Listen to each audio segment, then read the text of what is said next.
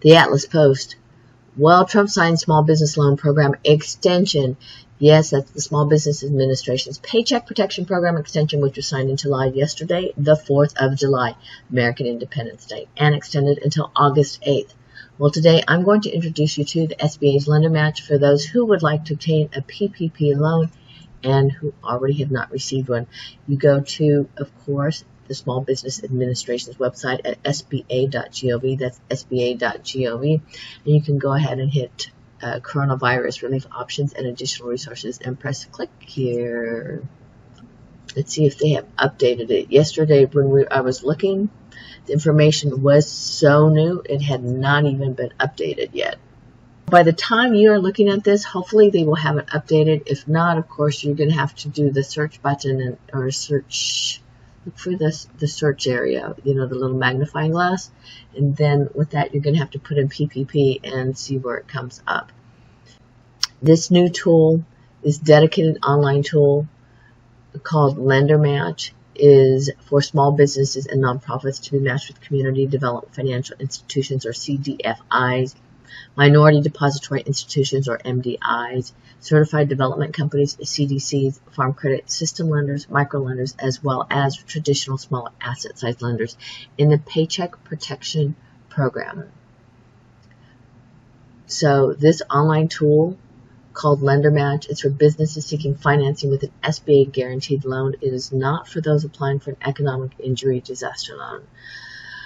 Once more, it is for those seeking financing with an SBA guaranteed loan, such as the PPP. It is not for those applying for an economic injury disaster loan, or EIDL. The SBA's Lender Match is an additional resource for pandemic-affected small businesses who have not applied for or received an approved PPP loan. Notice it has not applied for or received an approved PPP loan to connect with lenders. The forgivable PPP loan is emergency relief assistance aimed at sustaining businesses and keeping employees on payroll.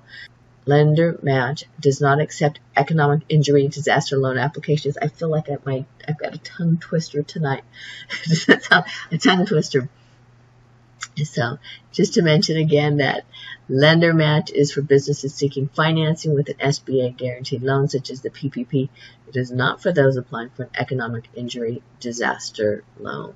And on Entrepreneur Magazine, they do tell us that the SBA is focused on assisting eligible borrowers in underserved and disadvantaged communities and connecting them with forgivable PPP loans, especially before this was done for the June 30th, 2020 application deadline. Since this was extended, or actually made into law yesterday, July 4th, today, July 5th, of course, there's going to be more people applying because it has been extended until August 8th. Yes, it's August 8th for people that are still considering it, because there's still a lot of funds that are out there. In fact, when they were looking, they had about 130 billion. Yes, 130 billion that was still left to go ahead and send out to people. In fact, here they talk about it in Forbes magazine, or actually Forbes online, that a second round of PPP funding totaling $310 billion and earmarked $30 billion specifically for community lenders, small banks, and credit unions, with an additional $30 billion for medium-sized banks and credit unions.